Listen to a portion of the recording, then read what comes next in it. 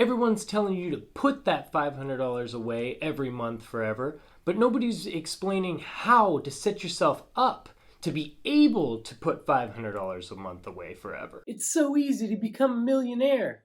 All you have to do is put some money over here and it's gonna grow and then you're a millionaire. Every video gets you hooked by giving you some cool math and a little chart with some compound interest showing you that if you just put your money here, long term, boom, $1 million. It's as easy as that.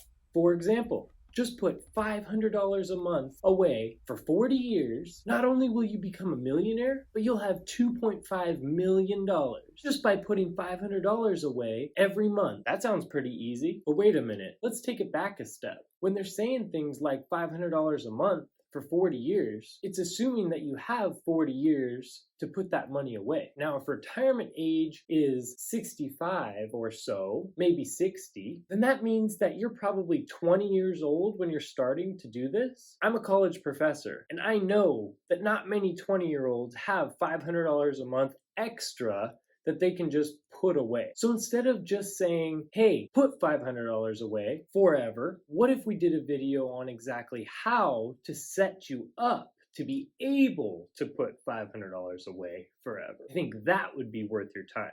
Hey everyone, my name's Nolan, my students call me Professor G, and it is my passion helping young people understand personal finance and the ins and outs of starting a business. Let's do this. It's not as easy as just finding $500 and throwing it into some investment account. You have to be able to set yourself up in a way that's different than what everybody else is doing, since not everyone, or not even close to anyone really, is being able to put that much away every month. Like if you think about it, $500 a month to put away is actually a pretty substantial amount of money, let alone being a college student or a recent college grad with school loans or whatever else may happen. And actually, the average college grad nowadays makes around $50,000 right out of college. After taxes, that comes out to a little over $3,000 a month. Rent alone is going to eat into about half of that, and then your living expenses like insurance or car payment or just basic groceries, at that point, you're pretty much down to zero. Now, it can definitely be done to put away $500 a month, but all I'm saying is that it's not as easy as what these gurus would make you think. It's also pretty interesting that these gurus tell you that it is as easy as that, and if you just buy their course for $9.99,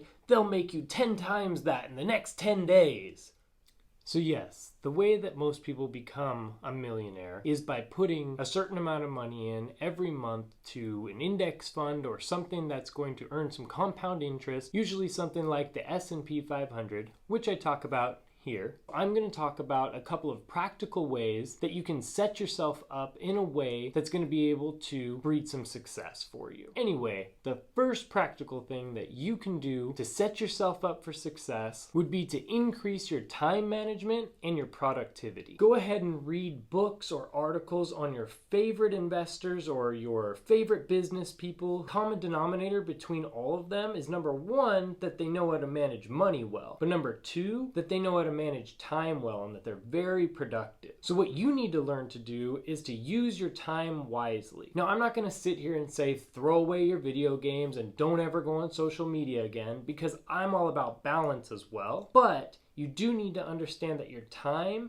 is finite. What you need to do is figure out a system that works well for you. For me, I list out everything that I need to get done in the next week. I usually do this on Sunday, so I'll literally write it out. Sunday I'm doing this, Monday I'm doing this. And then when I get to each day, I already have a list of what it is that I'm going to do that day. I'll actually take that list and I'll prioritize it in order of the most important. That way, if I do end up having something that comes up, hopefully I will have already done the most important things. And so I can get those other things in maybe later on in the week. But I try to make sure and get them done each day. People who make excuses about how there aren't enough hours in the day and oh, I wish there was 2 of me, probably are the same people who are watching Netflix for 4 hours every night or are scrolling through TikTok for the last 90 minutes.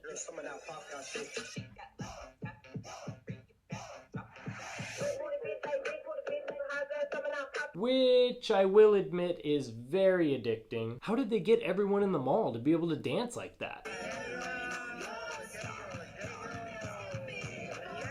Another very important way for you to manage your time is to go ahead and go down and click that subscribe button, click that like button. You really can't use your time much better than that. And also the way that YouTube actually sends these videos out for more people to understand this important knowledge is if the algorithm shows that people actually like these type of videos. So if you wouldn't mind, please use your time management for me and go ahead and subscribe and like. Thanks, guys. The next thing that's going to set you up for the most success is to learn to look at money and value very differently. Price and value are much different. Price is what it costs. Value is what you gain. So if the price does not match the value, why are you buying it? Another way to look at this is to look at price as time work. So if you make $15 per hour and the new iPhone is $1,000, that iPhone costs you almost 67 hours of your life. Another way to look at value is opportunity cost. So basically, if you're spending money on something, then you can't spend that same money on something else, or you can't put that same money into an investment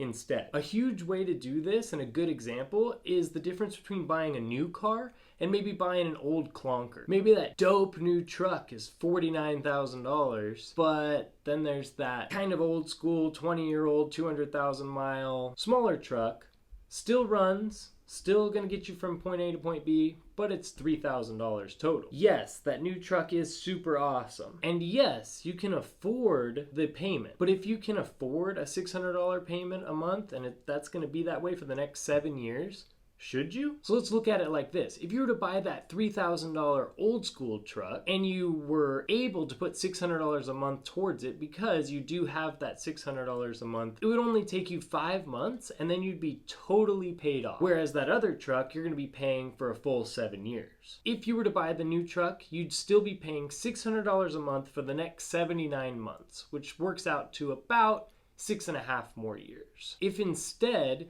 you were to take those 6.5 years or 79 months worth of payments and you were to put that $600 each month into the S&P 500 or some index fund that receives around 10% each year, at the end of that time, you'd have over $56,000. When you're younger, you're not expected to have it all together. You're not expected to have the coolest stuff, and you're not expected to need to show off in any way, in any status of life, because everyone knows that you just graduated college or you're barely surviving because that's what they did at your age. So you don't need to have the flashiest stuff at this point. You also probably don't have a family that you're driving around, so you don't have to worry about their safety or comfort as much. It's just you, so just suck it up. The next practical way that you're actually going to become a millionaire is if you learn how to have discipline. No matter how bad you want to become a millionaire, no matter how bad you want to have a bunch of money, at some point you're actually going to have to make a decision to do something that requires discipline. It's not fun to limit your clothing budget each month or to cook at home when your friends are going out to eat. It's hard to watch your friends who are making the same amount of money as you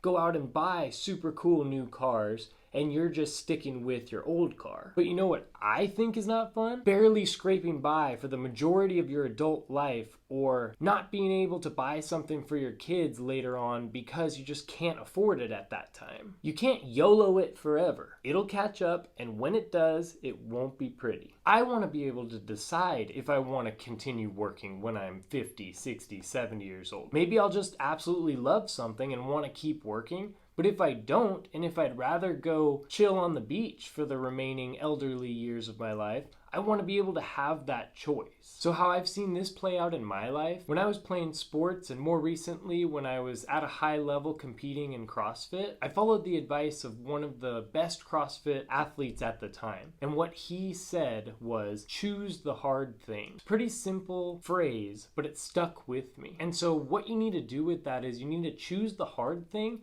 in everything. If you have two different choices where one of them might be easier, one of them might cut corners, whatever, choose the thing that's not going to be easier in everything. So instead of taking the elevator, maybe you should take the stairs. Or in weightlifting, instead of just ending at 10 reps, if you think that you can squeeze out 3 more, do it. Even though it's going to hurt, that's going to produce more muscle. Same thing with money. Pick to do the harder thing that'll get you out of your comfort zone. It's going to stretch you, it's going to challenge challenge you, and I guarantee that if you get used to choosing the harder thing, you're gonna go so much further, and it's gonna be so much easier for you to actually have discipline in saving the money that you need to save and putting it into an investment rather than buying the newest Yeezys that season. The next practical way how to become a millionaire is to learn to set goals frequently. Now, when you set these goals, they need to be two different types of goals. One needs to be lofty and crazy. One needs to inspire you and almost be ridiculous. You need that type of goal to push you. But then you also need a different type of goal to get you to that crazy goal. If all you have is, I want to be a millionaire and that's my goal, other than wanting that, there's no practical steps to get you there.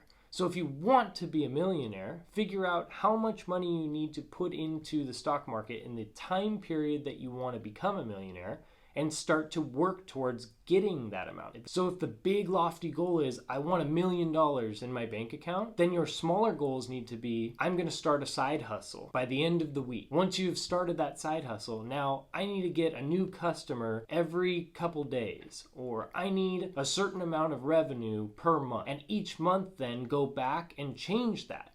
And it needs to keep growing, it needs to keep growing. Then taking some of the other steps, be disciplined and choose the hard thing, and make sure that when you do start making money, that you don't blow it all, and that you go ahead and you take that money and you put it into something that was the original goal, which is to become a millionaire and to set yourself up for financial freedom. That's how you get ahead. You'll see in all of my videos that I'm never going to tell you to do a specific thing that like maybe I'll do. I'm going to tell you, figure out what it is that you actually want, and I'm going to give you goals and ways for you to actually get to what it is that you want. Because at the end of the day, you're your own person and you know what you care about and you know why it is that you're doing what you want to do. For me, it's to be able to have time freedom, to be able to have a choice. I don't necessarily want to retire ever, probably. I like working. I actually really love teaching. As a professor, I love to mentor students. I love to teach students things that I wish I would have learned in school. I don't see myself ever not doing that, but I would like to have the choice just in case. So guys, the spark notes for today. Number 1,